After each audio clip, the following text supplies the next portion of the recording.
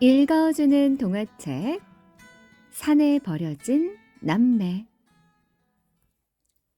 옛날에 두 아이를 거느린 호라비 할아버지가 살았어요.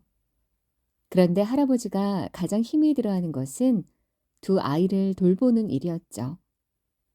두 아이는 아직 어린 남매였어요. 이런 딱한 사정을 알고 사람들은 이런 말로 권했죠. 영감님, 장가를 드시구려. 그래서 할멈을 얻으면 그 아이들을 돌봐줄 게 아니겠소? 그 말이 그럴듯해서 할아버지는 장가를 들어 할머니 한 사람을 아내로 맞이했어요. 이제 아이들을 돌보지 않아도 되겠군. 이와 같은 할아버지의 생각은 잘못돼 있었죠.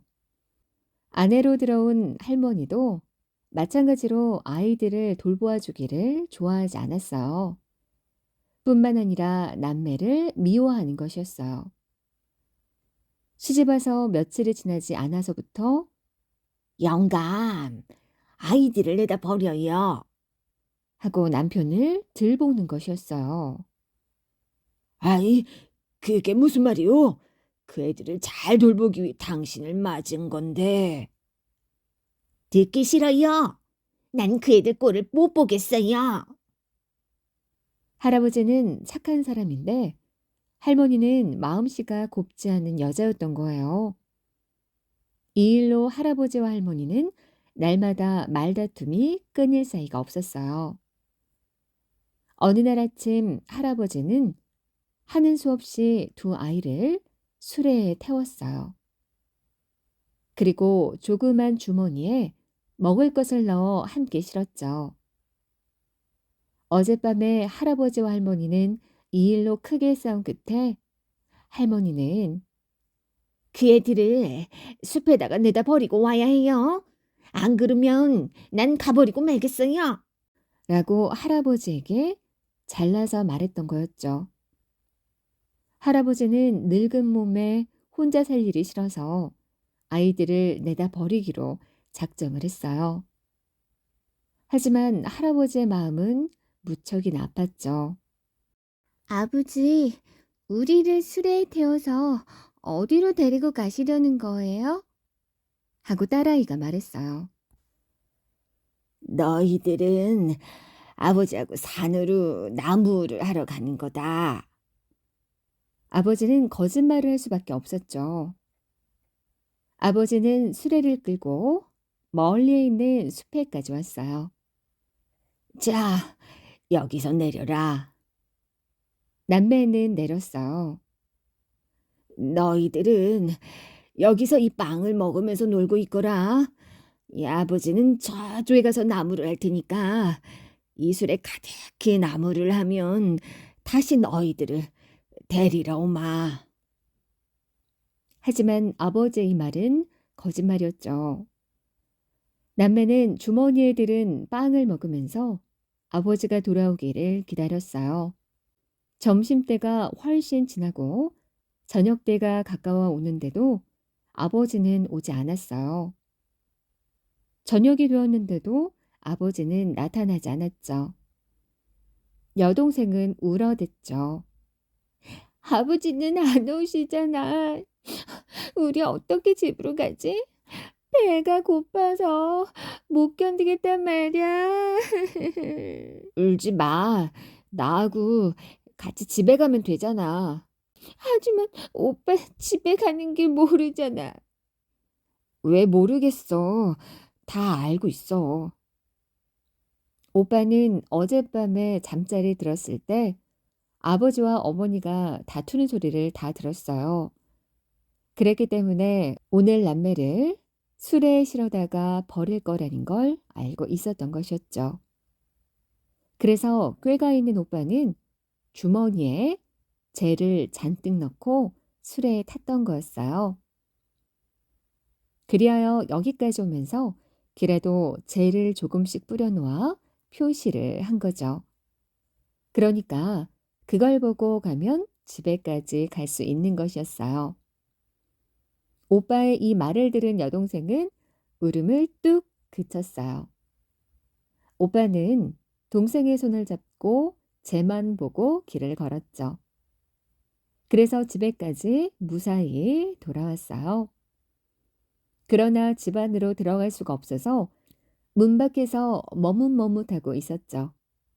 바로 이때 집 안에서는 저녁 식사를 시작했어요. 숲속에 아이들을 버리고 돌아온 아버지의 마음이 오죽했겠어요. 저녁상을 받았지만 아버지는 음식이 목구멍으로 넘어가지가 않았죠. 그 어린 것들이 어떻게 하고 있을까? 그런 생각을 하니 저절로 울음이 터졌어요. 그래서 큰 소리로 오늘 아침까지도 그 애들과 함께 식사를 했는데 하고 넋두리를 했죠. 이 말이 문 밖에까지 들려왔어요. 그러자 두 아이는 우리 우리 여기 여기 있어요 있어요. 하고 집 안에다 대고 큰 소리로 말했죠.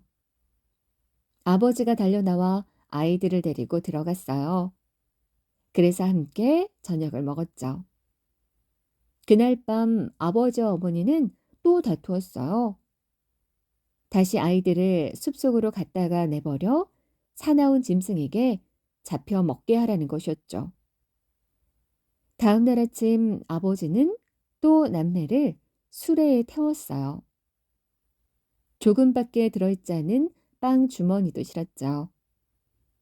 아버지는 눈물을 흘리면서 숲까지 왔어요. 그러자 또 마음에 없는 거짓말을 했죠. 여기서 기다리고 있으면 아버지가 나무를 다 해가지고 와서 데리고 가마. 아버지가 가버린 다음 남매는 저녁 때가 될 때까지 기다렸지만 아버지는 오지 않았어요. 여동생이 또 울었죠. 울지 마. 난 벌써 다 알고 주머니에 종이 조각을 가지고 오면서 아버지가 모르게 길에 뿌렸거든. 그럼 그것만 보고 찾아가면 돼? 그럼 여동생은 울음을 그치고 오빠의 손에 이끌려 길을 걷기 시작했죠. 그런데 큰일이 일어났어요. 바람이 불어 종이 조각들이 모두 날려버려 길을 찾을 수가 없게 된 거죠. 날은 어두워고 길은 잃어 오빠도 동생과 같이 울면서 걸어가다가 커다란 집을 만났어요. 그 집은 황제가 사는 대궐이었죠. 남매는 큰 소리로 울어댔어요.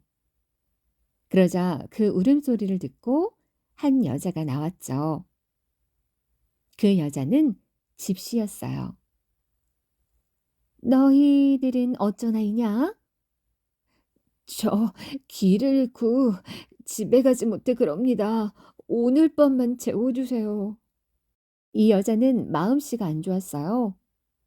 재워주고 싶지 않아 그냥 돌려보내려고 하는데 마침 뜰을 거닐고 있던 황제가 남매를 보고 어떤 아이들이냐 하고 묻는 것이었죠.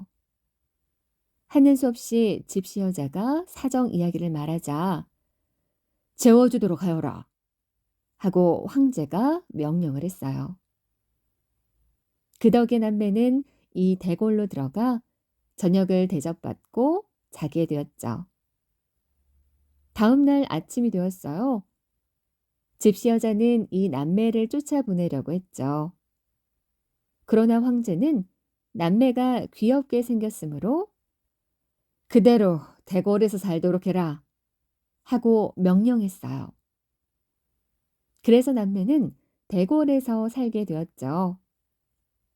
세월이 흘러 오빠는 어엿한 젊은이가 되고 여동생은 아름다운 아가씨로 자라 황제의 황후가 되었어요. 그러자 마음씨가 나쁜 집시 여자는 이것을 몹시 시샘했죠. 대궐들에는 옷같이 맑은 시냇물이 흘렀어요. 어느 날 아침 황후는 집시의 여인을 불렀죠. 내가 목욕을 하고 싶소. 여인은 황후를 모시고 냇가로 나갔어요. 가장 깊은 곳으로 황후를 데리고 가서 갑자기 밀어버렸죠. 그래서 황후는 물에 빠지고 말았어요. 바로 이때 물속을 지나가던 큰 고기가 황후를 삼켜버렸죠. 집시 여자는 기뻐 어쩔 줄을 몰랐어요. 이런 줄도 모르고 뜰로 바람을 쐬러 나왔던 오빠가 집시 여자에게 물었어요. 내 동생은 어디 있어? 그러자 집시 여자는 갑자기 주문을 외웠죠. 그러자 젊은이는 금빛털의 어린 양으로 변해버렸어요. 대궐 안에서는 큰 소동이 일어났죠. 하루 사이에 황후와 그의 오빠가 없어진 거예요. 대궐안을 샅샅이 뒤져라. 신하들은 황후를 찾았지만 끝내 찾아내지 못했어요. 황후를 잃은 황제는 슬픔을 이기지 못하고 지냈죠. 그런데 대궐 안에는 지금까지 보지 못하던 금빛 어린 양이 한 마리 돌아다니고 있는 거예요. 어린 양은 황제를 보면 다가와서 몸을 대고 즐거워 보이는 눈으로 황제를 바라봤죠. 그런데 집시 여인을 보면 금세 화가 나서 뿔로 받으려 덤벼드는 것이었어요. 집시 여자는 어린 양을 없애버려야겠다고 마음먹었죠. 그래서 사람을 시켜 목을 베려고 했어요. 이것을 알고 황제는 크게 노여워했죠. 이렇게 잘생긴 동물을 죽이다니 너희들은 부끄럽지도 않느냐? 그래서 집시 여자는 어린 양을 죽이지 못했어요. 어느 날이었죠. 어린 양이 뜰을 지나가는데 냇물 속에서 오라버니, 오라버니, 저 좀 꺼내주셔요. 큰 고기 뱃속에 들어있어요. 이 말을 듣고 어린 양이 대답했죠. 도와줬으면 좋겠다만 맘씨가 나쁜 집시의 여자가 나를 어린 양으로 바꿔놔서 난 아무것도 못한다. 그런데 물속에서 들려온 소리도 어린 양이 대답하는 소리도 황제가 들었어요. 황제는 곧 신하들에게 명해서 냇물이 흘러들어가는 호수의 물을 다 퍼내도록 분부를 내렸죠. 이윽고 물이 다 퍼진 호숫바닥에는 아주 큰 고기 한 마리가 있었어요. 곧 끌어다가 배를 갈랐더니 그 속에서 황후가 나왔죠. 황후는 집시 여자가 한 일을 모두 말했어요. 황제는 집시 여자를 잡아다가 어린 양을 다시 오빠로 돌아오게 한 다음 집시 여자를 크게 벌주어 죽게 하였답니다.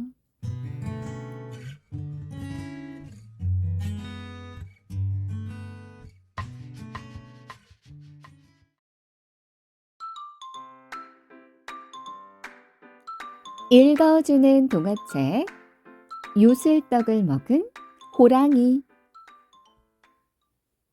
아주 오래전 깊은 산속 작은 오두막에 오누이가 어머니와 함께 살고 있었어요. 어머니는 매일 일찍이 집을 나섰죠. 산 너머 마을에 사는 대감집에 일하러 가는 것이었어요. 마을까지 가려면 산고개를 몇 개나 넘어야 했지만 하루도 쉬지 않고 일하러 갔어요.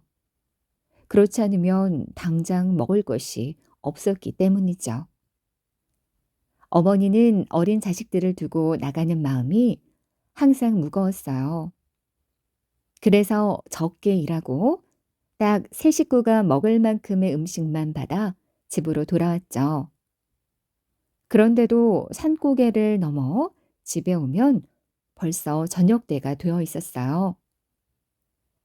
그러던 어느 날 어머니가 일하는 대감집 큰딸이 시집을 간다고 했죠. 그날이 되자 어머니는 평소보다 더 일찍 일어나서 준비했어요. 얘들아, 오늘은 아마 늦게 들어올지도 모르겠구나. 큰 잔칫날이라 일손이 아주 부족할 거야. 대신 갓 지은 떡을 가지고 오마. 네, 어머니. 저희는 걱정하지 말고 조심해서 다녀오세요. 어머니는 의젓한 오누이의 모습에 미소 지었어요. 하지만 걱정되는 마음에 단단히 일렀죠. 추운 겨울이라 배고픈 산짐승들이 많이 돌아다닌다고 하더구나. 그러니 멀리 가서 놀지 말고 해가 지면 문을 꼭 걸어 잠그고 있으렴. 누가 찾아오더라도 누군지 확인하고. 알았지? 오누이는 진지한 표정으로 고개를 끄덕였어요.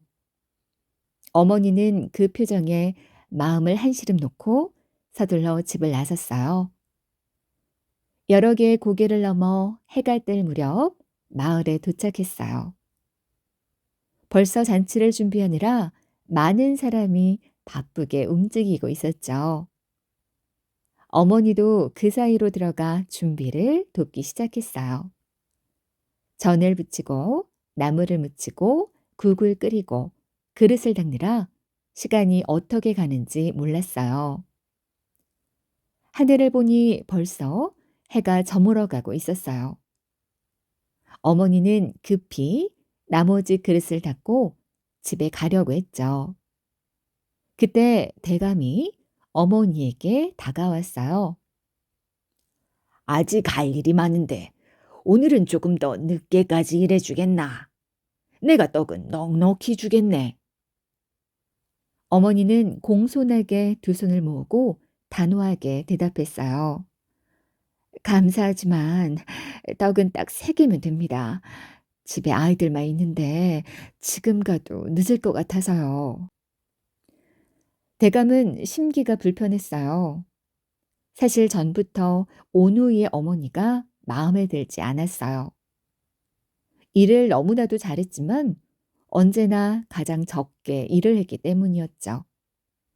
대감이 음식을 곱절로 줄 테니 일을 더 해달라고 해도 어머니는 늘 거절했어요. 욕심이 없는 어머니는 많은 양의 음식보다 온우이와의 시간을 가지는 게 더 소중했으니까요. 이 떡의 맛을 아직 못 본 모양이구나. 생긴 것은 평범해도 맛은 특별하지. 이런 떡을 딱 3개만 가져가겠다고? 우선 한번 먹어보게나. 생각이 달라질 걸세. 자네 아이들도 하나만 먹기엔 아쉬울 거야. 대감은 하얗고 동그란 떡을 하나 집어 온우이의 어머니에게 내밀었어요. 어머니는 달콤한 떡의 냄새를 맡으니 입안에 침이 고였어요. 하지만 그만큼 특별한 맛이라면 더욱더 아이들과 함께 먹고 싶었죠. 어머니는 이번에도 고개를 저었어요. 결국 대감은 떡 3개만 어머니에게 싸주었어요. 그런데 집으로 돌아가는 어머니의 뒷모습을 보면서 대감이 슬며시 웃는 게 아니겠어요? 사실 온우이 어머니에게 준 그 떡은 진짜로 특별한 것이었어요. 바로 대감이 요술을 걸어 놓은 떡이었죠. 요술떡은 먹으면 먹을수록 배가 고파지는 이상한 떡이었어요. 대감은 요술떡을 먹은 어머니가 음식 욕심이 생겨 일을 더 하고 싶게 만들려는 거예요. 이 사실을 모르는 어머니가 이 떡을 먹게 될까요? 산고개 앞에 도착했을 때쯤 벌써 하늘은 어둑어둑해져 있었어요. 어머니는 무서운 마음에 더 빨리 걸었죠. 막 첫 번째 고개를 넘으려고 할 때였어요. 어머니 앞에 호랑이가 나타났어요. 에구머니나! 어머니는 너무 놀라 뒤로 벌러덩 넘어졌어요. 호랑이는 조심스럽게 어머니 앞으로 다가왔죠. 어머니 얼굴은 새하얘졌어요. 호랑이님, 제발 살려주세요. 저에게는 어린 자식들이 있답니다. 이 떡을 줄 테니 제발 살려주세요. 어머니는 바닥에 떨어진 말랑하고 뽀얀 떡 하나를 집어 호랑이에게 내밀었어요. 달콤한 냄새를 따라왔던 호랑이는 그 정체가 이 떡이라는 것을 알았죠. 좋다. 나를 부른 게 바로 이 떡이구나. 네, 호랑이님, 특별한 떡이니 저보다 훨씬 맛있을 겁니다.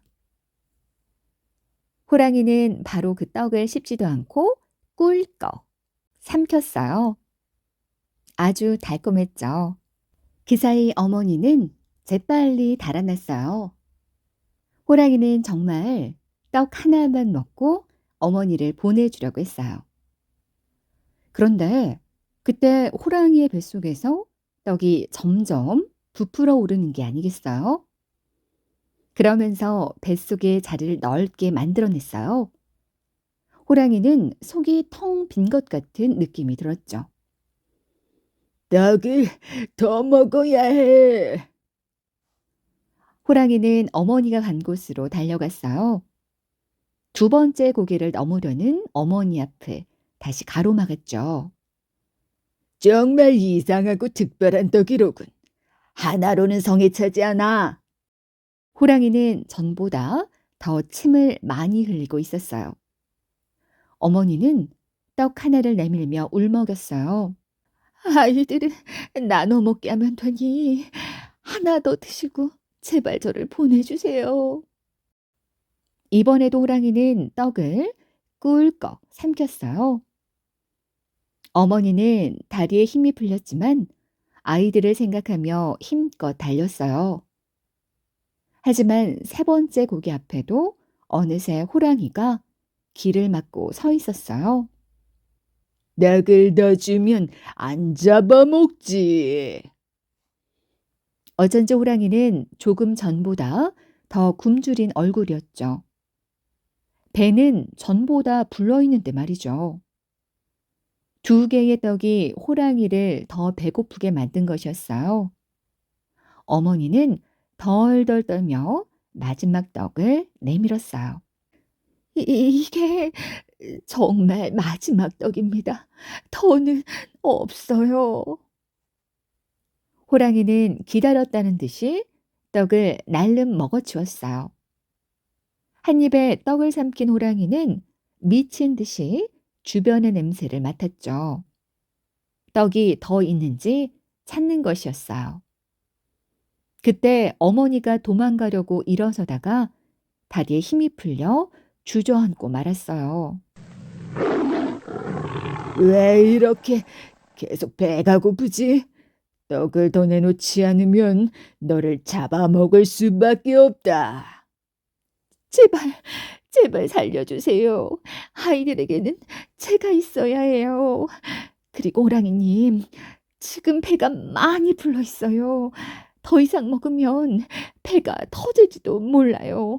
그러니 제발 저를 보내주세요. 계속해서 침을 흘리는 호랑이를 어머니는 달래보기도 하고 빌기도 했어요. 실제로 호랑이의 배는 점점 커지고 있었죠. 하지만 배고픔을 참기 힘들었던 호랑이는 어머니를 한 입에 꿀꺽 삼키고 말았어요. 어머니는 비명과 함께 호랑이의 배로 들어가 버렸죠. 어머니까지 먹었지만 호랑이는 여전히 배가 고팠어요. 아니, 정확히는 전보다 더 배가 고파졌어요. 대감이 떡에 걸어놓은 요술은 생각보다도 더 엄청났어요. 호랑이는 먹을 것이 없나 둘러보다 근처에서 불빛을 발견했죠. 바로 오누이가 있는 오두막이었어요. 호랑이는 성큼성큼 다가갔죠. 과연 오누이는 굶주린 호랑이로부터 무사할 수 있을까요? 가엾은 어머니는 컴컴한 호랑이의 뱃속에서 울었어요. 아이고, 우리 아이들은 어쩌나. 그 순간 무언가가 어머니를 짓누르기 시작했어요. 그 정체는 점점 부풀어 오르는 떡이었죠. 하얀 떡이 호랑이의 뱃속을 점점 늘려가고 있었어요. 어머니는 스스로 커지는 떡에 깜짝 놀랐죠. 이게 무슨 일이람? 호랑이 배가 부푼 게 이것 때문이었구나.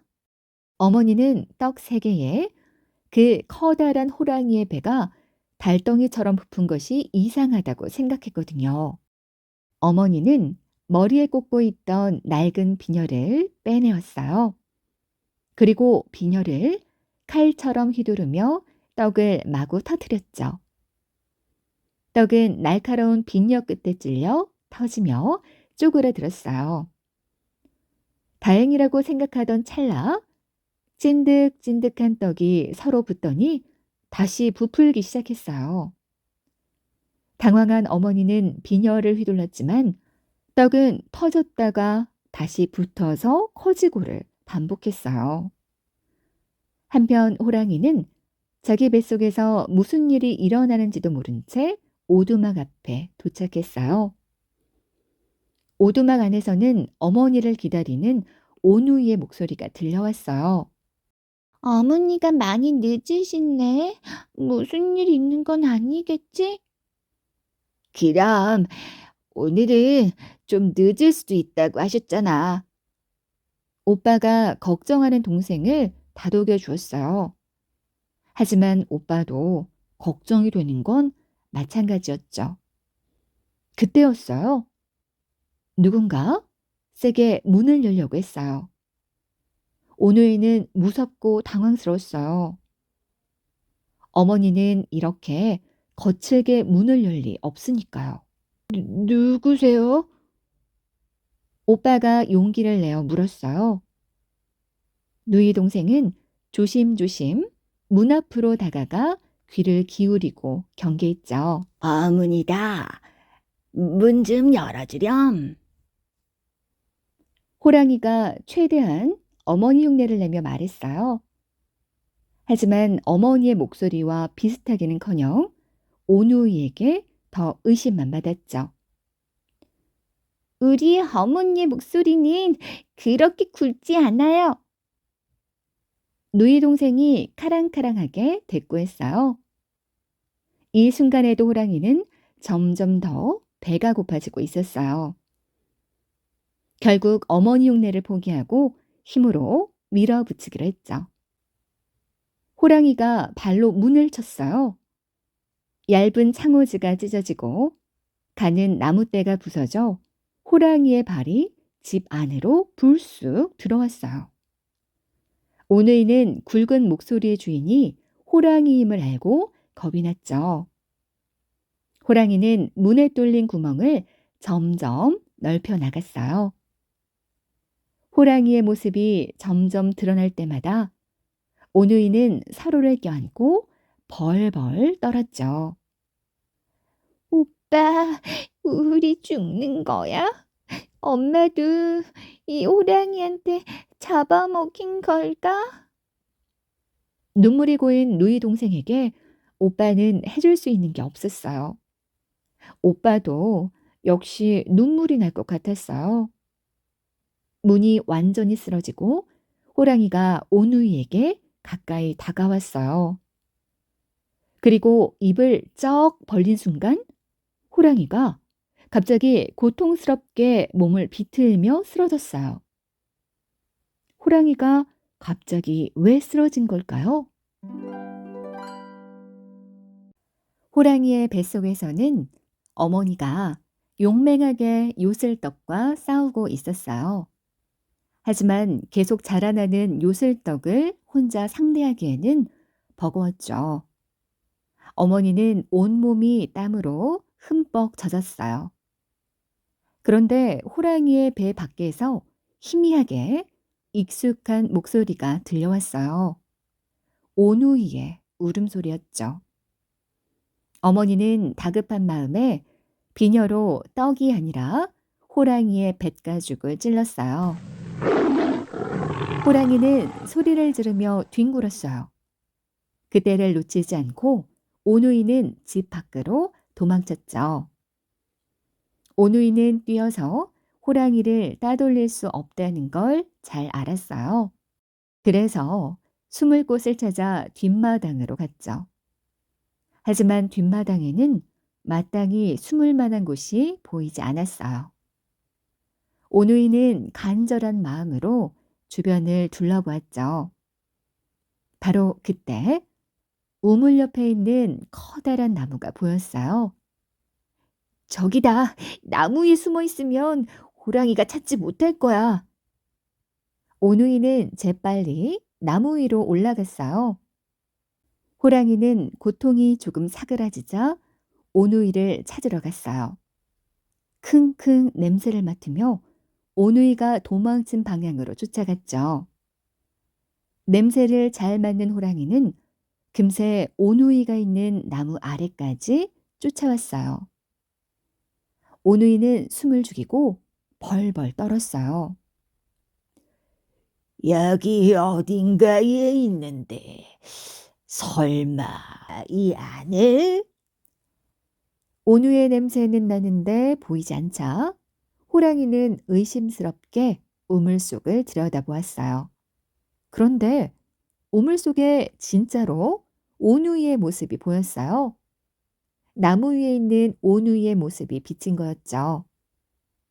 그 사실을 알지 못한 호랑이는 진짜로 우물에 들어가 숨은 것으로 착각했어요. 숨 참는 것도 한계가 있을 거다. 이제 그만 나오는 게 좋을걸? 호랑이는 두레박을 올렸다 내렸다 하며 우물 속 오누이를 괴롭혔어요. 물론 그건 진짜 오누이가 아니었죠. 호랑이는 아무리 기다려도 오누이가 나오지 않는 게 이상했어요.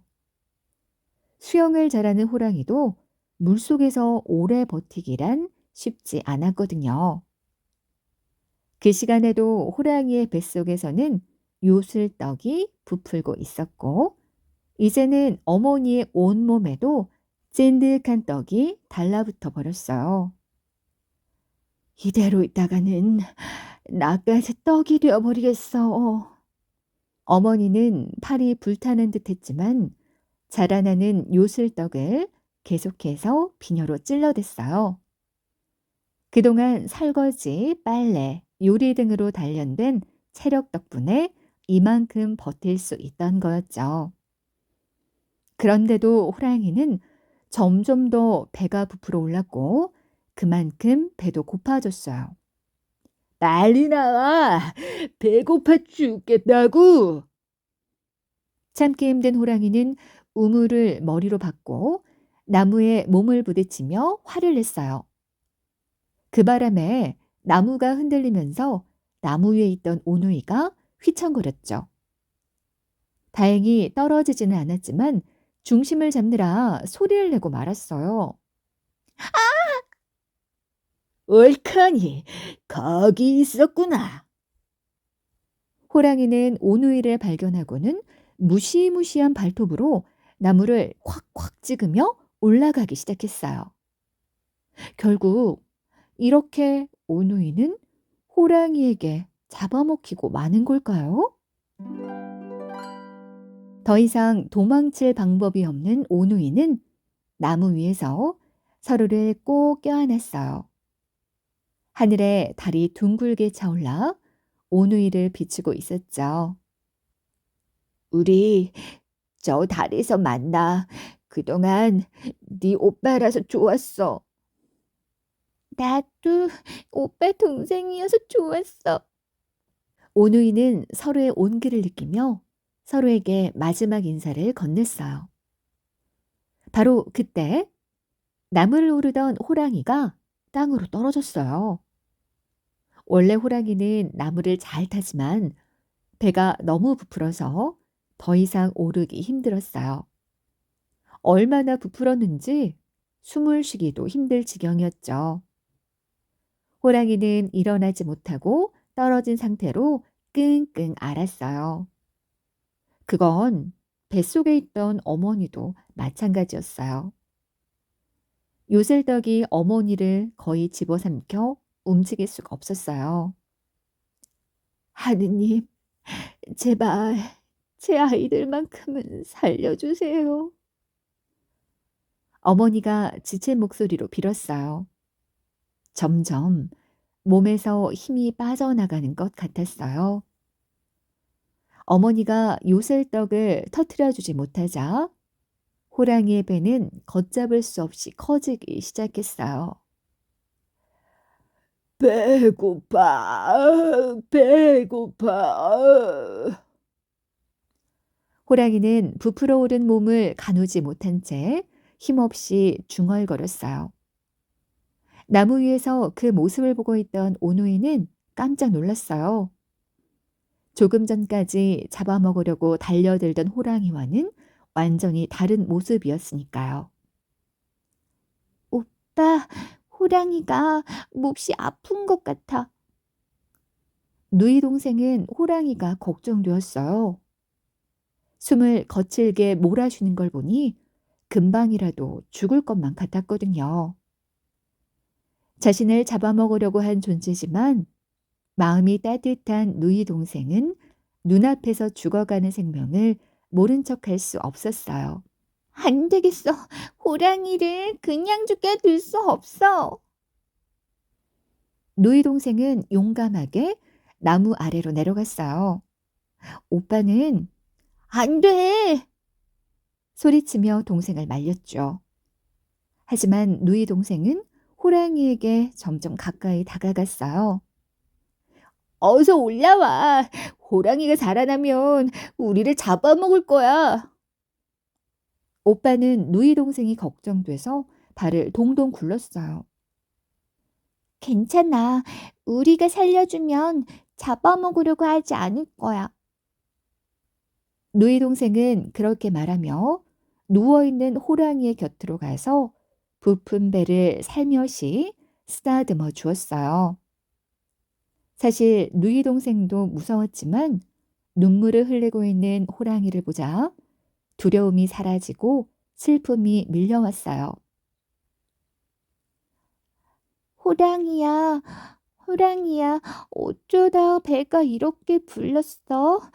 어머니 손은 약손. 내가 배가 아프면 어머니는 항상 이렇게 배를 쓰다듬어 주었단다. 누이 동생은 어머니가 자신에게 해주었던 것처럼 노래를 부르며 호랑이의 배를 살살 문질러 주었어요. 그러자 놀랍게도 호랑이의 배가 조금씩 가라앉기 시작했어요. 이 목소리는 어머니가 뱃속에서 누이 동생의 목소리를 듣고 힘을 내어 움직였기 때문이었죠. 한편 나무 위에서 안절부절 못하던 오빠는 누이 동생의 모습을 보고 용기 내어 아래로 내려갔어요. 그러고는 달빛으로 가득 찬 우물의 물을 두레박으로 퍼 올렸죠. 오빠는 서둘러 호랑이에게 물을 가져가 입에 흘려 넣어 주었어요. 달빛을 담은 물이 호랑이의 몸속으로 천천히 스며들었어요. 누이 동생은 여전히 호랑이의 배를 정성껏 쓰다듬고 있었죠. 조금 뒤 호랑이의 배가 꾸물꾸물하더니 호랑이가 벌떡 일어났어요. 그리고 안에 있던 것들을 모두 개워냈죠. 쭈글쭈글하고 못생긴 떡과 어머니가 밖으로 나왔어요. 어머니. 오누이가 동시에 어머니에게 달려가 안겼어요. 세 사람은 서로를 아주 꼭 안고 울었답니다. 그때 뒤에서 호랑이의 목소리가 들렸어요. 살려줘. 고맙군. 이 떡에 올려 이성을 잃은 모양이야. 나는 이 산을 지키는 호랑이다. 이 은혜를 잊지 않으마. 호랑이는 그 말만 남기고 훌쩍 떠나갔어요. 곧 하늘에서 낯선 목소리가 들려왔어요. 나의 호랑이를 살려주어 고맙구나. 이렇게 용감하고 착한 가족이라니. 네, 너희에게 세상을 밝히는 선물을 주겠다. 하느님은 영무를 지켜준 오누이와 어머니에게 하늘의 것을 선물했어요. 마음 따뜻한 누이 동생에게는 달을, 용감한 오빠에게는 해를, 마지막으로 사랑으로 가득한 어머니에게는 구름을 주었죠. 세상에, 하느님 감사합니다. 그렇게 오누이와 어머니는 해와 달, 구름의 도움으로 농사를 짓고 밭을 읽을 수 있었어요. 또 농작물을 노리는 산짐승들은 호랑이가 다 막아주었죠. 이날 이후 오누이와 어머니는 모두의 빛이 되어 행복하게 살았답니다.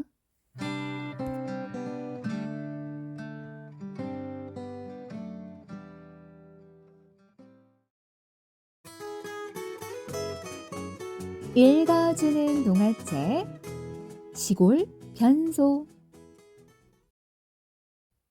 유라는 할머니가 살고 있는 시골집으로 놀러 왔어요. 시골집에는 장난감도 없고 게임기도 없지만 유라는 재밌게 놀 수 있어요. 마당에 나가면 복슬복슬 강아지도 있고 닭장 안에는 푸드덕푸드덕 닭들이 있어요. 시골집 근처에는 나무도 많고 풀도 많고 꽃도 많아요.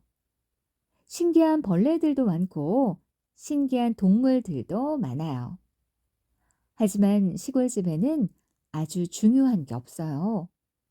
오줌을 누거나 똥을 싸는 변소가 없어요. 유라의 엄마는 화장실이라고 하는데 할머니는 변소래요. 할머니가 사시는 집안에는 변소가 없어요. 변소는 시골집에서 50발자국이나 걸어가야 해요. 처음 변소에 갈 때 할머니는 유라를 변소 앞까지 바래다 주었어요. 변소는 아주 작고 아주 오래된 모습이었죠. 변소문을 열 때는 이상한 소리가 났어요. 변소 안은 어둡고 무서웠죠. 유라네 집에 있는 하얀 변기도 보이지 않고 바닥에는 네모난 구멍이 뚫려 있었어요. 할머니, 나 무서워. 할머니는 싱긋 웃으며 유라의 등을 밀었어요. 할미가 여기 지키고 있을 테니까 구멍 안으로 똥을 싸면 돼. 구멍에 빠지지 않게 조심해라. 그리고 누가 말을 걸면 절대 대답하면 안 돼. 옛날에 변소에 빠져 죽은 귀신이니까. 할머니의 변소 귀신 이야기에 유라는 덜컥 겁이 났어요. 할머니, 나 들어가기 싫어. 할머니는 갑자기 무서운 표정을 지으며 야단쳤어요. 안 들어가면 바지에 똥을 쌀 거냐? 할미가 앞에 지키고 있는데 뭐가 무서워? 어여 들어가. 할머니는 한 번도 유라를 야단치신 적이 없는데 변소 앞에서는 무섭게 혼을 내셨어요. 유라는 할 수 없이 변소 안에 들어가 문을 닫았죠. 문이 닫힐 때도 이상한 소리가 났어요. 할머니, 어디 안 갔지? 응, 여기 앉아 있어. 편하게 살아. 진짜 어디 가면 안 돼? 안 간다니까. 어여 싸. 유라는 변소 안이 너무 무서웠지만 똥이 너무나 마려워서 참을 수가 없었어요. 드디어 유라가 똥을 쌌어요. 유라의 똥은 구멍 속으로 떨어지며 소리를 냈죠. 소리를 들어보니 변소의 구멍 속은 아주 깊은 게 틀림없어요. 할머니, 나 다 썼어. 어니야, 이제 휴지로 엉덩이 잘 닦고 나와. 유라는 변소에서 나오면서 집에 돌아갈 때까지 다시는 변소에 오지 않기로 했어요. 하지만 다음 날 저녁이 되자 유라는 다시 똥이 마려웠어요. 어떡하지? 그 무서운 변소에는 다시 가기 싫은데. 유라는 참고 참다가 도저히 참을 수 없었어요. 바지에 똥 싸면 엄마한테 혼날 텐데. 어떡하지? 유라는 할머니를 불렀지만 마당에서 일하고 있는 할머니는 대답을 하지 않았어요. 유라는 엄마도 불렀지만 엄마는 부엌에서 일하고 있어서 유라에게 올 수가 없었죠. 유라는 혼자서 무서운 변소까지 가야 했어요. 인형을 데려갈까? 유라는 머리카락이 갈색이고 눈이 큰 인형을 시골집에 가지고 왔어요. 그 인형은 유라가 잠을 잘 때도 머리맡에 두고 자는 인형이에요. 인형을 머리맡에 두고 자면 무서운 꿈도 꾸지 않았어요. 유라는 한 손에 인형을 쥐고 변소까지 걸어갔죠.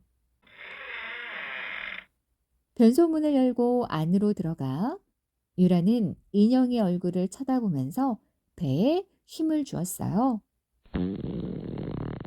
똥을 다 싼 유라는 어서 이 무서운 변소에서 나가고 싶었어요. 휴지로 엉덩이를 닦으려고 인형을 내려놓았는데 그만 발로 인형을 차서 구멍에 빠뜨렸어요. 유라의 인형은 까마득한 구멍 속으로 떨어지고 말았죠.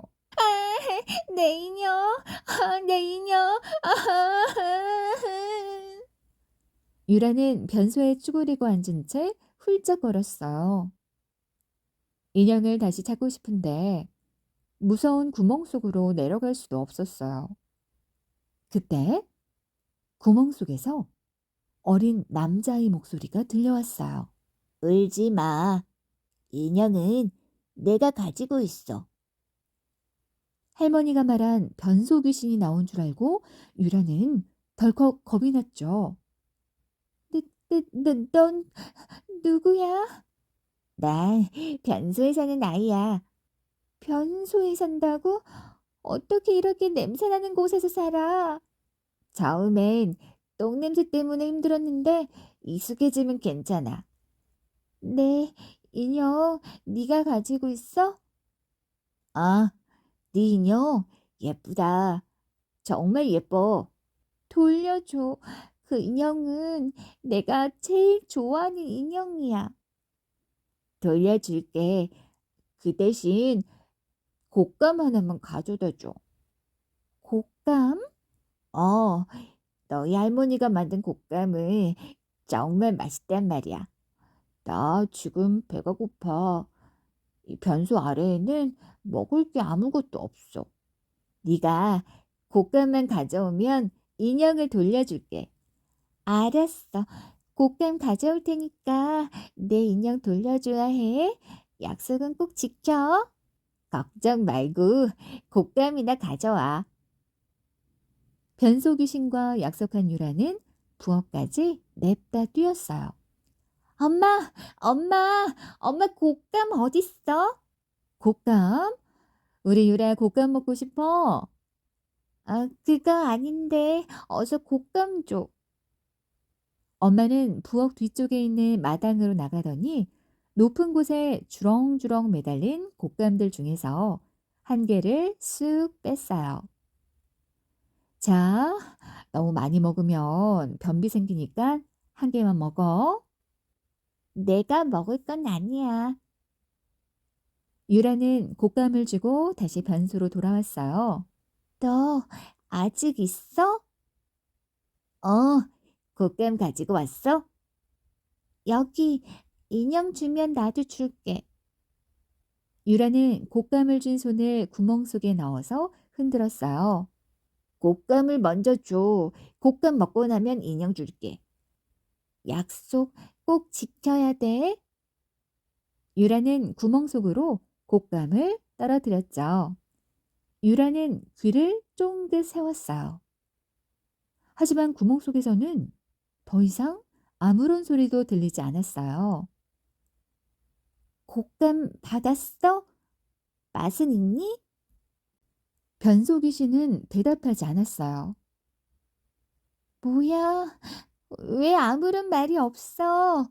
내 인형은 왜 안 주는 거야? 유라는 변소 귀신에게 속았다고 생각하고 쭈그리고 앉아서 엉엉 울었어요. 내 인형, 내 곶감. 유라의 울음소리를 듣고 할머니가 변소로 달려왔죠. 아, 유라야, 왜 울어? 무슨 일이냐? 할머니, 변소 귀신이 내 인형을. 변소 귀신? 아이, 변소 귀신이 나왔어? 변소 귀신이 내 인형을 안 돌려줘. 곶감도 줬는데. 할머니는 유라의 손을 잡고 시골집으로 돌아가자고 했어요. 그러게, 할미가 변소 귀신하고는 절대로 말을 하지 말라고 했잖아. 걔가 내 인형 돌려준다고 했단 말이야. 할머니는 인형이랑 노는 것보다는 강아지와 노는 게 훨씬 재밌지 않느냐고 물었어요. 유라는 강아지와 노는 것도 좋지만 잘 때 인형이 없으면 무서운 꿈을 꾼다고 말했죠. 그날 밤 유라는 꿈을 꾸었어요. 옷도 꾀재재하고 얼굴도 꾀재재한 아이가 곶감을 맛있게 먹는 꿈이었어요. 꿈에서 깨어났을 때 유라의 머리맡에는 변소에 빠뜨렸던 인형이 놓여 있었죠. 내 인형! 유라는 너무 기뻐서 인형을 끌어안았죠. 하지만 유라는 갑자기 얼굴을 찌푸리며 인형을 내려놓았어요. 그리고 큰 소리로 엄마를 불렀죠. 엄마! 내 인형에서 똥냄새 나!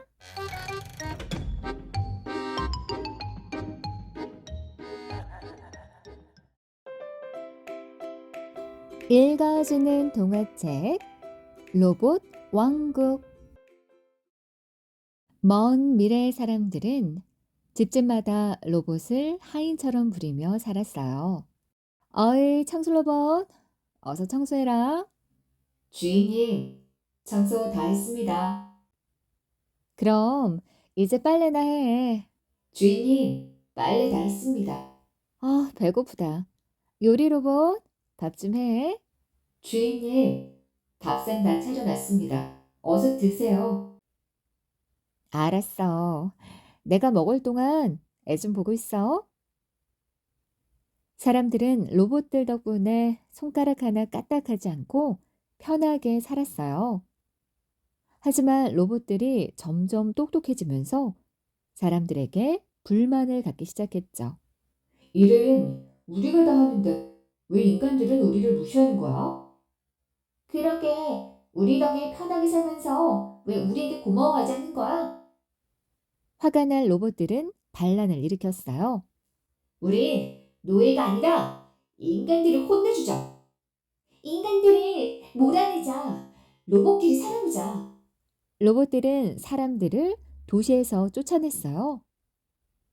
로봇들은 도시에 로봇 왕국을 세웠죠. 가장 강하고 똑똑한 로봇을 왕으로 뽑아서 나라를 다스리게 했어요. 로봇 왕은 예쁜 로봇 왕비와 함께 로봇 왕국을 잘 다스렸죠. 로봇 왕국에 절대로 인간들이 들어오지 못하게 하라.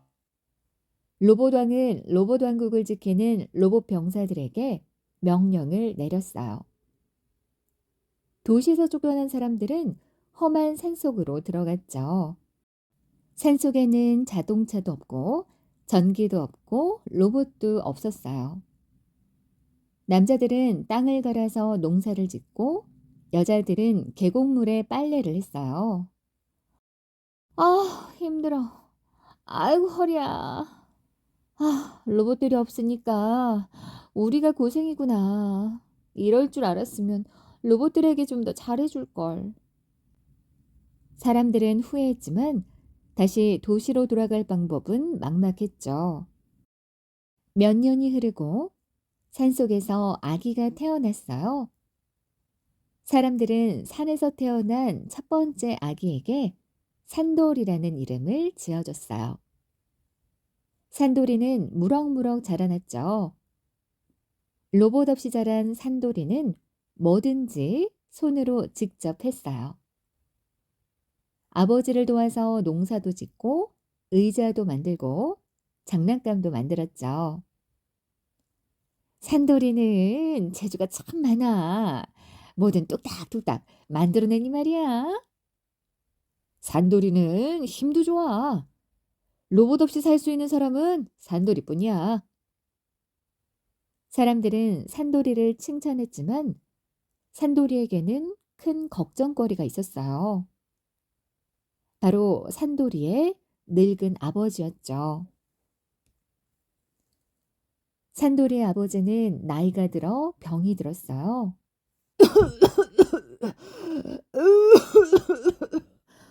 아이고, 이러다 죽겠구나. 하지만 산돌이는 아픈 아버지를 도와드릴 수가 없었죠.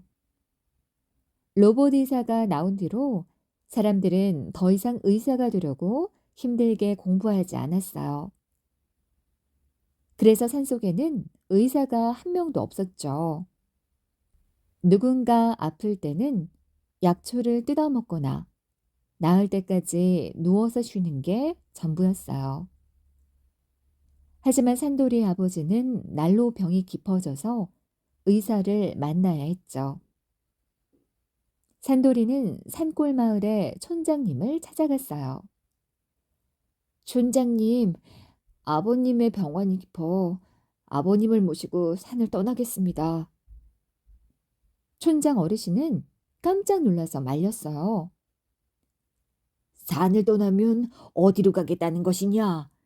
설마 도시로 가겠다는 거냐? 네, 촌장 어르신, 로봇 왕국으로 갈 겁니다. 안 된다, 산돌아. 로봇 병사들이 널 가만두지 않을 거다. 그래도 가야 합니다. 아버님이 돌아가시게 놔둘 순 없어요. 산돌이는 아버지를 업고 산을 내려와 로봇 왕국으로 갔죠. 로봇 왕국에는 수많은 로봇들이 있었어요. 커다란 로봇, 작은 로봇, 사람처럼 생긴 로봇, 벌레처럼 생긴 로봇, 시끄러운 로봇, 조용한 로봇. 인간이다. 넌 누구냐? 산돌이는 신기한 로봇 왕국을 다 구경하기도 전에 로봇 병사들에게 사로잡히고 말았어요. 난 산돌이요. 여기 계신 분은 우리 아버님이요. 우리 아버님은 큰 병이 걸리셨으니 빨리 로봇 의사를 만나게 해주시오. 어림도 없다.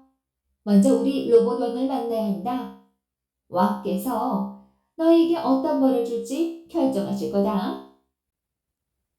산돌이와 아버지는 로봇 왕에게 끌려갔어요. 로봇 왕은 덩치가 컸지만 왠지 기운이 없고 아픈 것처럼 보였어요. 로봇 의사를 만나고 싶다고? 그렇게 해라. 하지만 로봇 의사도 아프단다. 어찌 된 일인지 로봇 왕은 순순히 로봇 의사를 만나게 해주었어요. 로봇 의사는 먼지 쌓인 병원 안에 죽은 것처럼 누워있다가 사람을 보자 벌떡 일어났죠. 아, 사람이다. 혹시 환자? 산돌이 아버님은 로봇 의사 앞에서 콜록콜록 기침을 했죠. 그러자 로봇 의사가 팔을 번쩍 들며 기뻐했어요. 만세! 드디어 사람을 만났다. 로봇 의사는 그동안 아픈 사람을 만나지 못해 너무 외로웠다고 말했어요.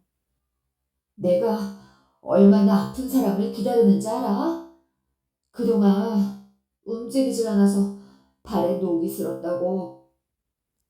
로봇 의사는 오랜만에 일하게 되어 너무 신이 났어요. 로봇 의사에게 다녀오자 산돌이의 아버지는 더 이상 콜록거리며 기침을 하지 않았어요. 산돌이는 고맙다는 인사를 하러 로봇 왕에게 들렀죠. 그러자 로봇 왕이 팔을 이리저리 돌리며 부탁했어요. 난 원래 안마해주는 로봇이야. 내가 널 안마해주면 안 될까? 산돌이는 고민하다가 등짝을 내주었죠. 로봇 왕은 신이 나서 산돌이의 등을 두드렸어요. 토닥토닥, 주물럭 주물럭. 야, 시원하다. 로봇 왕은 산돌이를 안마해주며 싱긋 웃었어요. 시원하냐? 나도 시원하다. 로봇 왕은 오랜만에 안마를 해서 기분이 좋은 것처럼 보였죠. 로봇 왕이 안마를 하는 동안 로봇 왕비가 다가와서 물었어요. 배고프지? 내가 요리를 해줄 테니 먹을래? 로봇 왕비는 원래 요리 로봇인데 오랫동안 인간들에게 요리를 해주지 않아 팔에 녹이 슬었어요. 좋죠. 해주시면 감사히 먹겠습니다. 로봇 왕비는 아픈 아버지를 위해 죽도 끓여주었어요. 로봇 왕은 산돌이와 아버지가 병이 나을 동안 머무를 집도 마련해 주었죠. 산돌이와 아버지가 집에 들어서자 로봇 여러 대가 다가와 인사했어요. 안녕하세요. 제가 청소해 드릴게요. 반갑습니다. 제가 빨래해 드릴게요. 산돌아, 내가 놀아줄게. 로봇들은 일거리가 생겨서 아주 기쁜 것처럼 보였죠. 로봇들은 그동안 아무 일도 없이 지내서 너무나 심심하고 쓸쓸하고 답답했어요. 오랫동안 움직이지 않아서 고장이 난 로봇들도 있었어요. 로봇들은 인간들과 함께 살지 않으면 불행해진다는 걸 깨달았죠. 도와줄 인간이 없는 로봇은 너무나 심심하고 외로웠어요. 산돌이를 도와주겠다는 로봇들이 너무 많아서 로봇 왕은 큰 결심을 하게 됐죠. 로봇 왕국에 인간들이 돌아오게 하라. 로봇 병사들은 어서 산으로 가서 인간들을 데려오너라. 이렇게 해서 인간들은 다시 로봇들과 함께 살게 됐어요. 하지만 로봇 왕국을 다스리는 자는 로봇 왕이었기 때문에 사람들은 로봇을 함부로 대할 수 없었죠. 사람들은 로봇에게 도움을 받으면 꼭 고맙다고 인사를 해야 했어요. 고맙습니다, 로봇님. 별 말씀을 다 하십니다. 제가 필요하면 언제든 불러주세요. 그 후로 인간들은 로봇들과 싸우지 않고 행복하게 잘 살았답니다.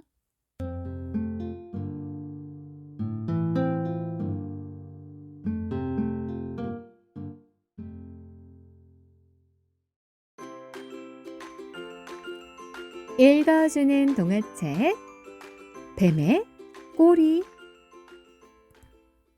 뱀은 기어다니는 동물이에요. 그래서 뱀의 꼬리는 늘 머리가 가는 대로 따라가야만 했죠. 꼬리는 그게 늘 불만이었어요. 언제까지 나는 너를 따라다녀야만 하니? 꼬리의 불평에 머리는 어이가 없었어요. 너는 앞을 볼 수 있는 눈이 없잖아. 그리고 위험을 알아차릴 수 있는 귀도 없고 말이야. 흥! 그까짓 건 나도 할 수 있단 말이야. 정말이야? 그럼 나도 할 수 있어.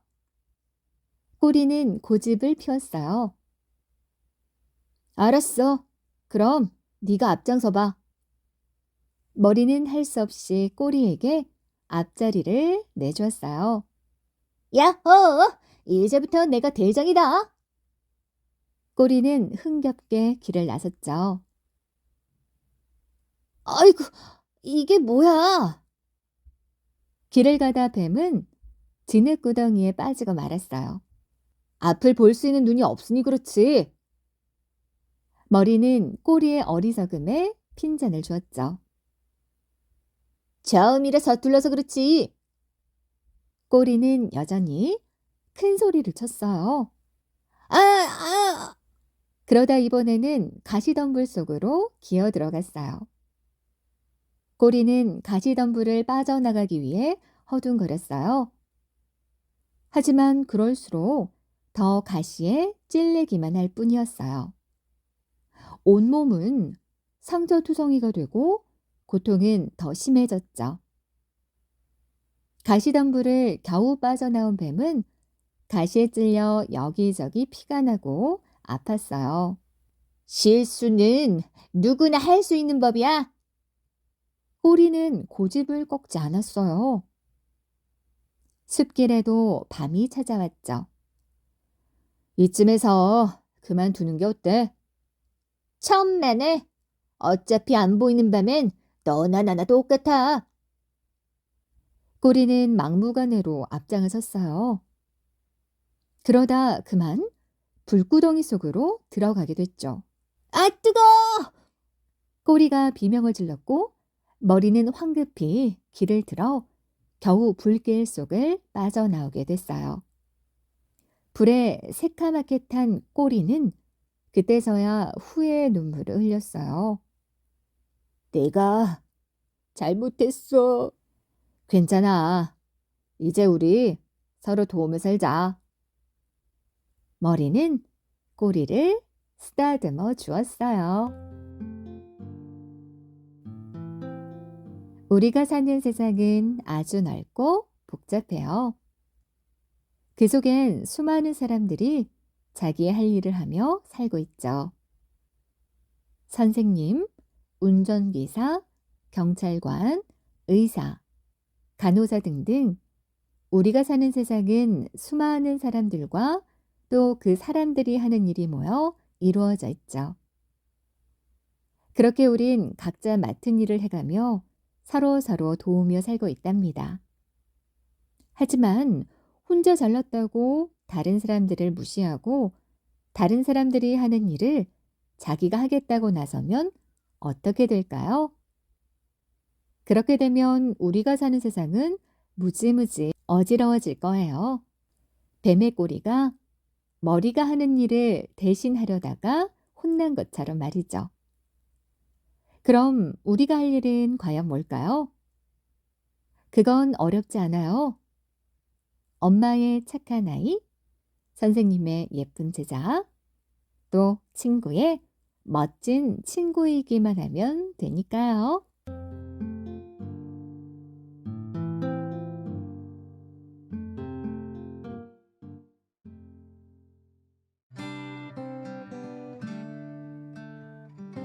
읽어주는 동화책 하늘나라의 저울. 한 가난한 농부가 집을 떠나게 됐어요. 돈을 벌기 위해 먼 곳으로 가야 했기 때문이죠.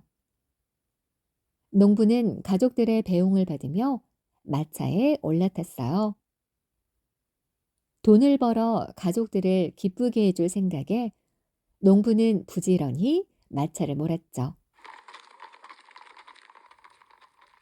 어느새 밤이 되자 아무것도 보이지 않는 컴컴한 어둠이 찾아왔어요. 아이고 이런.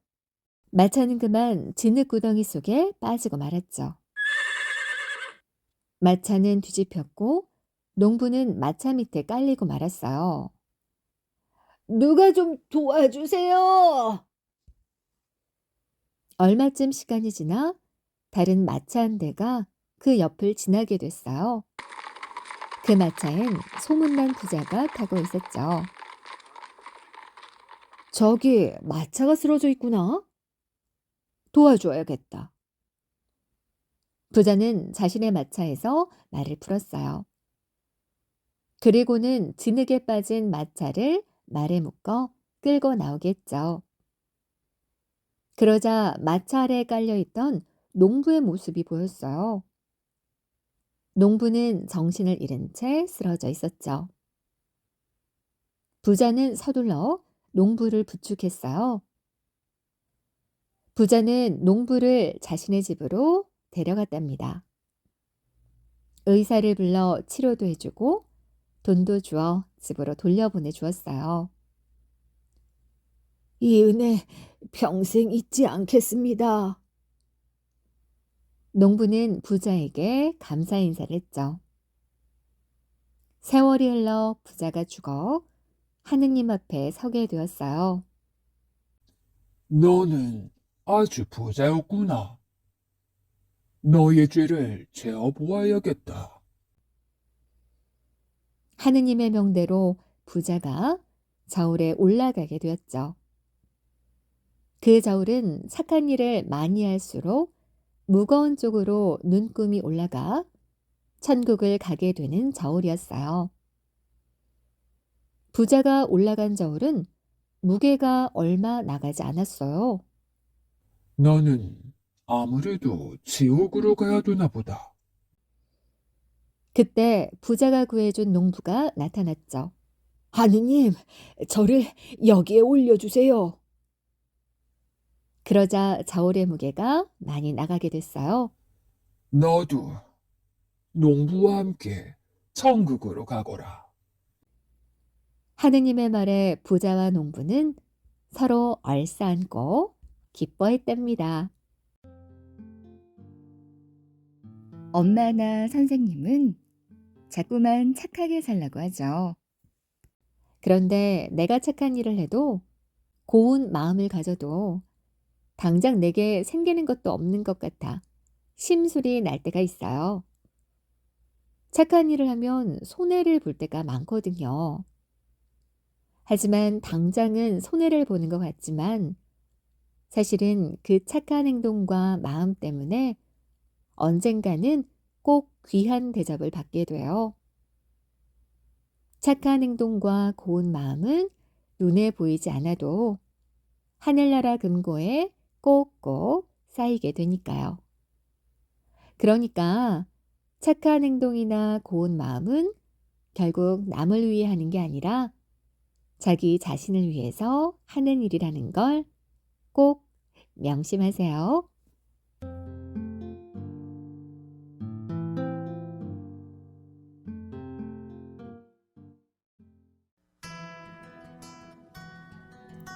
읽어주는 동화책 지혜로운 판결.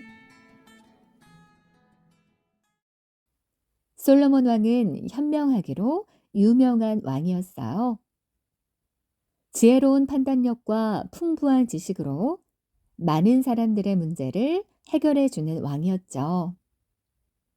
어느 날 두 여자가 아기 하나를 안고 솔로몬 왕에게 찾아왔어요.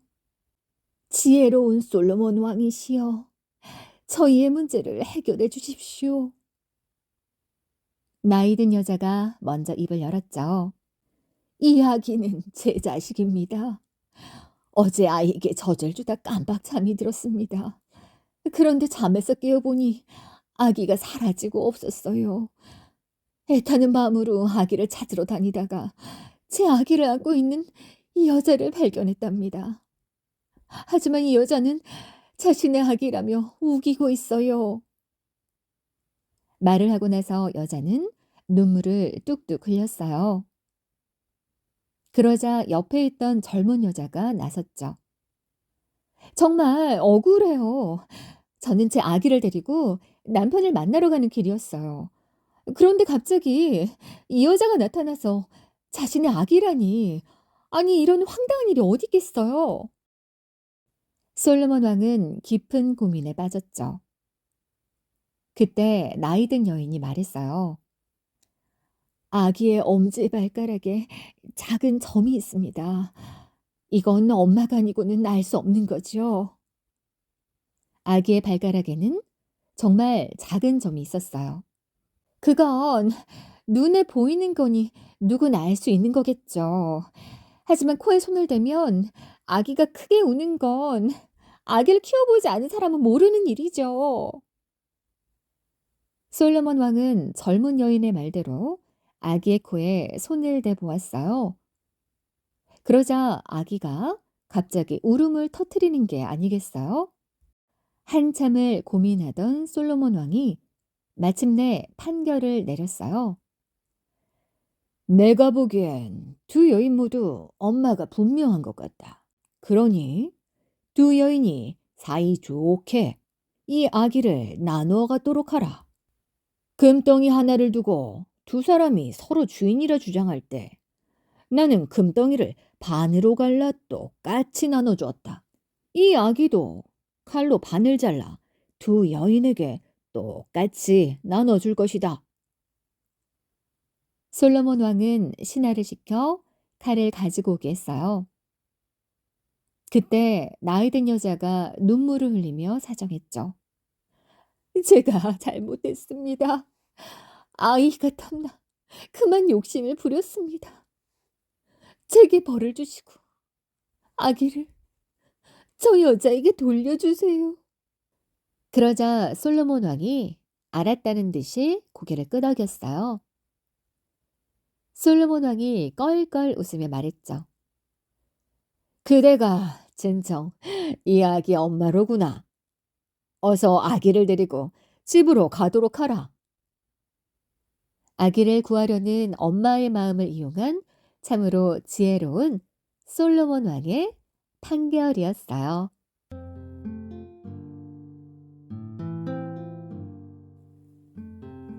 지혜가 있고 재치가 있는 사람은 아주 부자예요. 눈에 보이지는 않지만 지혜라는 건 사람이 가진 재산 중에 가장 큰 것이기 때문이죠.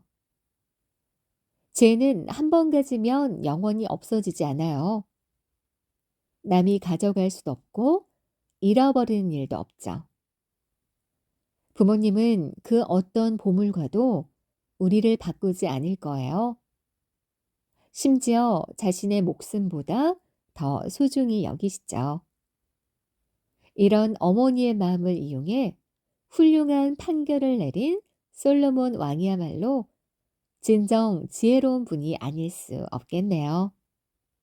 그러면 이런 지혜를 어떻게 얻을 수 있을까요? 책을 많이 읽어 그 안에 담긴 지혜를 자기 것으로 만드는 것이 가장 좋은 방법이랍니다.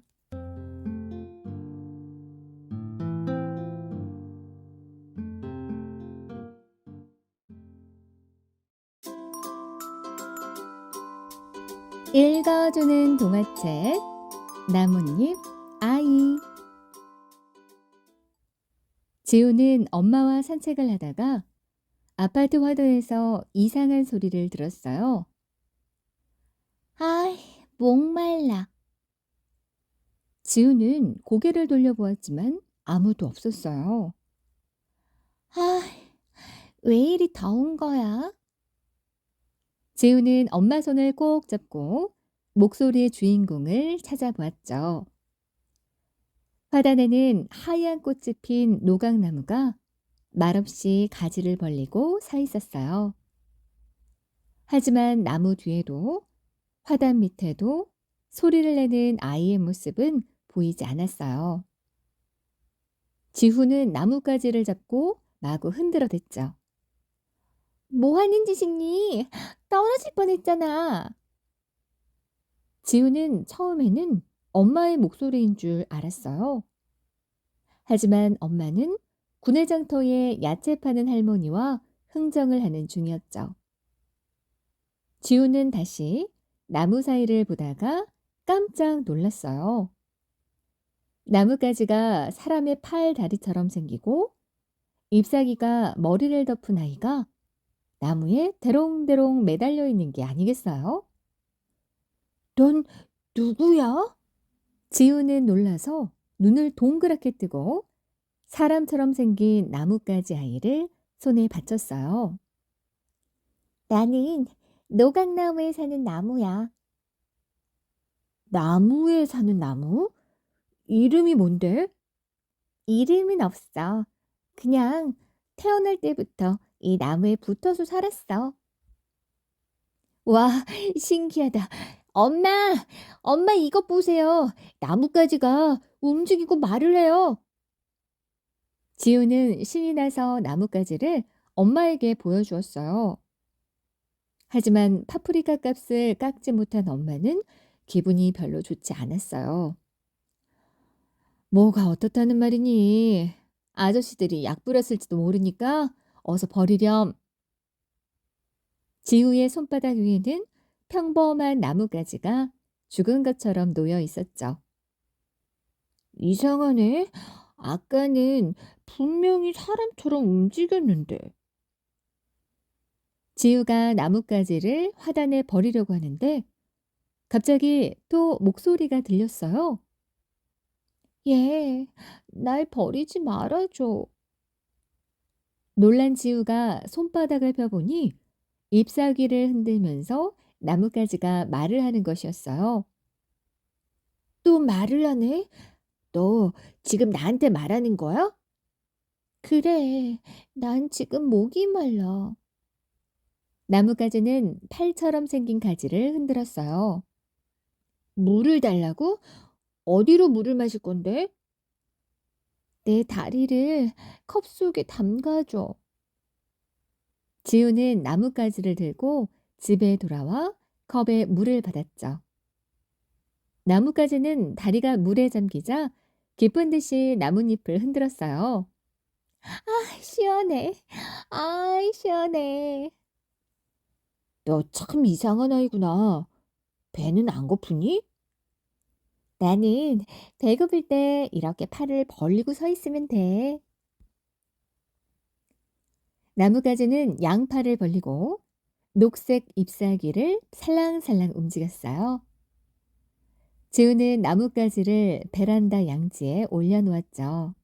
나뭇잎이 햇빛을 받아 반짝반짝 빛나요. 너는 햇빛을 먹고 사는구나? 응, 나는 다리로 물을 마시고 손바닥으로 밥을 만들어. 나뭇가지는 오랫동안 햇볕을 쬐자 한결 싱싱해지고 잎사귀의 색깔도 진해졌어요. 예, 나를 노각나무에 데려다 줘. 나는 나무에서 내려오면 살 수가 없어. 지우는 엘리베이터를 타고 내려와 다시 화단에 있는 노각나무에 나뭇가지를 걸어 놓았어요. 그날부터 지우는 학교에서 돌아올 때마다 화단으로 가서 나뭇가지 아이를 찾았죠. 나뭇가지야, 내가 네 이름 지어줄게. 넌 이제부터 나뭇잎 아이야. 나뭇잎 아이? 그래, 팔과 머리에 잎사귀가 덮여 있으니까. 나뭇잎 아이와 지후는 친구가 되었어요. 지후는 매일매일 나뭇잎 아이를 받쳐들고 놀이터 벤치에 앉거나 물을 마시게 해주었죠. 나뭇잎 아이는 나무와 꽃과 벌들의 이야기를 들려주었어요. 어느 날 지우는 화단 앞 보도에 나뭇잎 아이가 쓰러져 울고 있는 걸 보았죠. 무슨 일이야? 누가 이랬어? 사람들이 노각나무를 뽑아서 가져갔어. 난 이제 어떻게 살지? 화단에는 커다란 구덩이가 패이고 흙덩이가 여기저기 흩뿌려져 있었어요. 지우는 나뭇잎 아이를 손으로 감싼 채 집으로 데려왔죠. 저녁에 아빠가 회사에서 돌아오자 지후는 나뭇잎 아이를 아빠에게 보여줬어요. 아빠, 인사해. 말도 하고 걷기도 하는 나뭇잎 아이야. 아빠는 신기한 눈으로 나뭇잎 아이와 지후를 번갈아 보았죠. 나뭇잎 아이는 죽은 것처럼 아무런 움직임이 없었어요. 그러냐? 그런데 지우는 왜 걱정스런 표정이야? 나뭇잎 아이가 사는 집이 없어졌어. 그래서 나뭇잎 아이가 살 수가 없어. 그래. 나뭇잎 아이의 집이 어딘데? 노각나무. 나뭇잎 아이는 노각나무에 살아.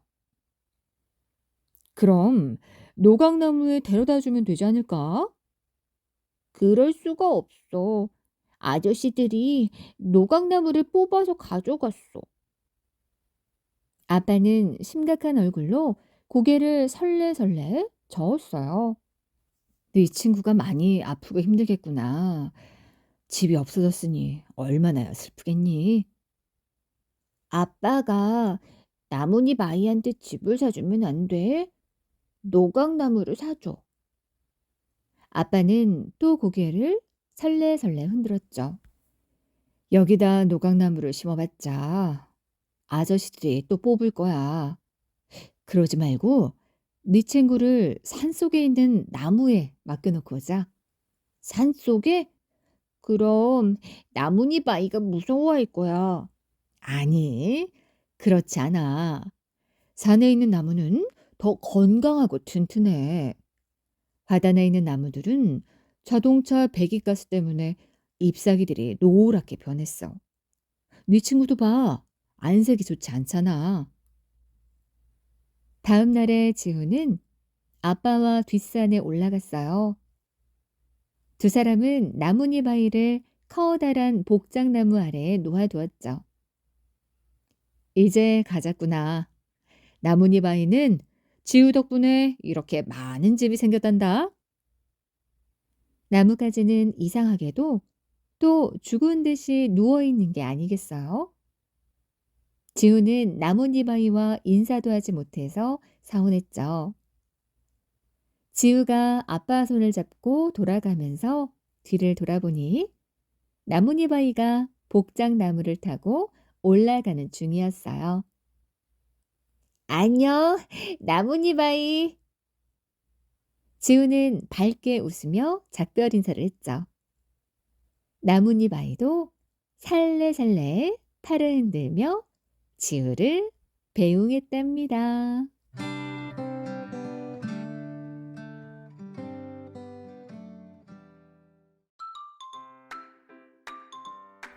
읽어주는 동화책 아기 돼지 삼형제. 옛날 아기 돼지 삼형제가 엄마 돼지와 함께 살았어요. 첫째는 게으름을 피우며 늘 잠만 자는 쿨쿨이었죠. 둘째는 쉬지 않고 먹기만 하는 먹보였어요. 셋째는 똑똑하고 부지런한 똘똘이었죠. 혼자 살 수 있을 만큼 자란 삼형제는 각자의 집을 만들기 시작했어요. 첫째인 게으름뱅이 쿨쿨이는 제일 낮은 산기슭에 집을 짓기로 했죠. 쿨쿨이는 들판 여기저기에 쌓여있는 집단으로 집을 짓기 시작했답니다. 둘째 먹보는 맛있는 사과나무가 많이 있는 산 중턱에 집을 짓기로 했어요. 먹보는 나무를 모아 통나무 집을 지었답니다. 막내인 똘똘이는 산 꼭대기에 튼튼한 벽돌집을 짓기로 했어요. 시간이 오래 걸리고 힘이 들지만 훨씬 튼튼하거든. 해가 지고 밤이 되어서야 똘똘이는 집을 완성할 수 있었어요. 어느 날 서로 자기 집이 제일 좋다고 자랑을 하며 걸어가는 모습을 늑대가 바라보았어요. 아기 돼지들이 각자 혼자 산다고? 잘 됐군. 참 맛있게 보이는걸. 늑대는 먼저 쿨쿨이네 집에 찾아갔어요. 안 열어주면 내 입김으로 훅 불어버릴 테다. 늑대가 입김으로 쿨쿨이 집을 한 번에 날려버리자 쿨쿨이는 산 중턱에 있는 먹보온의 집으로 도망을 쳤어요. 뒤따라온 늑대는 먹보온의 집을 입김으로 불어보았지만 꿈쩍도 하지 않았죠.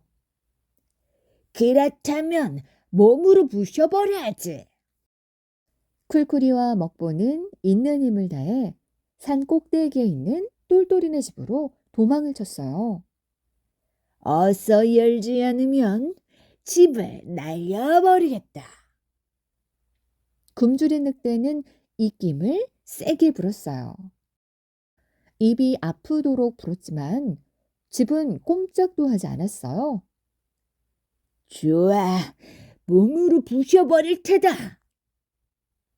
늑대는 온 힘을 다해 꽝 하고 벽에 부딪혔지만 몸만 아팠어요. 화가 난 늑대는 씩씩거리면서 어디론가 사라졌어요. 잠시 후 늑대는 망치를 들고 나타났죠. 이번에야말로 이 망치로 벽에 구멍을 내서라도 잡아먹을 테다. 늑대는 망치로 벽을 무너뜨리려고 했어요. 그런데 갑자기 하늘에서 돌이 떨어졌어요. 삼형제가 지붕 위에서 돌을 던지고 있었던 것이었죠. 온 몸이 상처투성이가 된 늑대는 힘없이 돌아갔어요. 늑대가 돌아가자 아기 돼지 삼형제는 기뻐서 서로 부둥켜 안고 팔짝팔짝 뛰었어요.